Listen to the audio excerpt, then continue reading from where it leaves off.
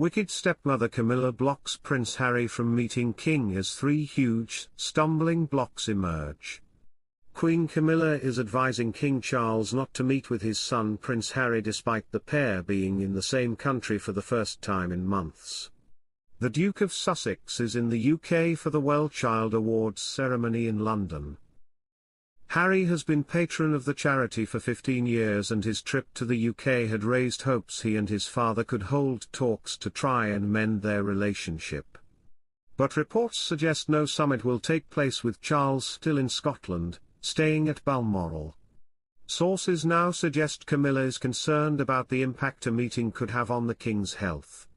Charles has been undergoing cancer treatment this year, and his wife is said to fear a meeting with Harry would be too stressful at a time he needs to relax. Hello viewers, please remember to subscribe and click on the notifications bell icon, so you will be notified whenever we upload new cookies about the British royal family. It comes as details emerge of a new TV programme that will paint the Queen as a wicked stepmother. Harry was critical of Camilla in his memoir Spare, and sources suggest the Channel 4 documentary will present Harry and Meghan Markle as victims of his stepmother. As well as the potential to impact on the King's health, two other stumbling blocks appeal to have presented themselves, preventing a meeting. There are concerns over the reaction of Prince William, said to be deeply hurt by Harry's revelations, and the prospect of a constitutional crisis if Harry raises the issue of his security when in the UK. A friend of the Queen told the Daily Beast that Camilla is pressuring the King not to meet his younger son at the moment. They said, she has been the principal voice urging Charles to slow down and take things easy. The last thing she wants him to do is to get stressed out over a meeting with Harry. However, sources say Charles has an instinctive impulse towards Christian reconciliation which has only been sharpened by his cancer diagnosis. He is keen to settle the rift because he loves both his sons, but also because it has been so destabilizing for the monarchy. Charles and Harry last met face-to-face after the King's cancer diagnosis. The brief meeting was said to have been attended by Camilla. Queen's son shares what Charles and Camilla have for breakfast every day. The Queen's son, Tom Parker Bowles, has revealed what she has for breakfast, and it depends on the time of year. The food critic and writer, 49, was speaking about his new cookbook, Cooking and the Crown, which details the history of food within the royal family. It covers from the reign of Queen Victoria beginning in 1837, and Edward VII at the turn of the century, to Charles and Camilla. While lunch and dinner in Queen Victoria's time would be 10 to 12 courses, things have changed somewhat. Unlike aristocratic breakfasts of Victorian and Edwardian times where the spreads were full-on gastronomic assaults. Gut-busting epics that set one up for a good old-fashioned day's hunting, shooting and roystering. As Mr. Parker Bowles writes, the current reigning royalty eat much more simply, and healthily in the morning. Tastes have changed. During the colder months, Camilla eats a bowl of porridge every day, a recipe for which you'll find in the book, made with Scottish porridge oats, full-fat milk, a pinch of salt and honey, her own honey, that is, from hives at the house she owns in Wiltshire. In summer, it's yogurt.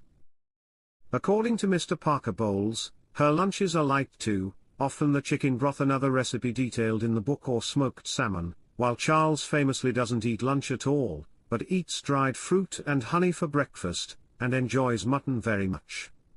Afternoon tea has always been a spectacle and an important, and substantial meal in itself for the royals, although Mr. Parker Bowles insists he's never been invited for tea at Buckingham Palace.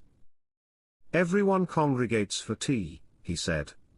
And it's not just cakes and biscuits and crumpets and sandwiches, but you might even get poached eggs. It really is a hearty mid-afternoon meal. If you are staying in Scotland, it's quite dangerous, because you have a cooked breakfast, you have lunch, you have tea and you have dinner.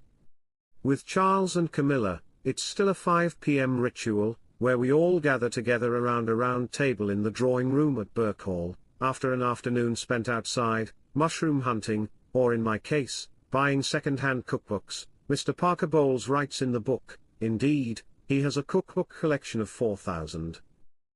Extracted from Cooking and the Crown by Tom Parker Bowles, published in hardback by Astor, priced £30.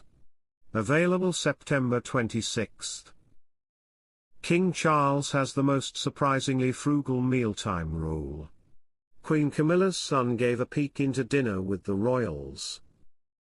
It's easy to imagine that King Charles's life is full of luxury and excess, but even with rumors of him being known as the pampered prince before he ascended to the throne, things have apparently changed behind the golden gates of Buckingham Palace.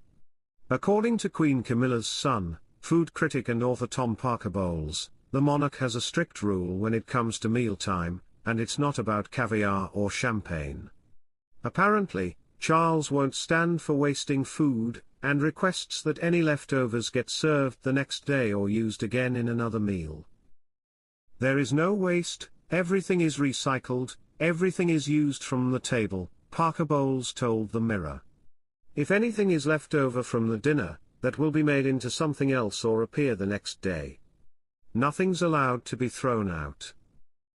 The Mirror notes that last year, Charles established the Coronation Food Project, which works to lift people out of food insecurity and reduce food waste.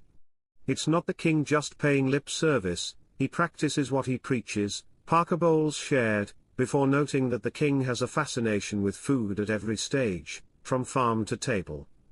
He really is a food hero. To talk to him about the strange varieties of plums or pears or anything else is endlessly fascinating.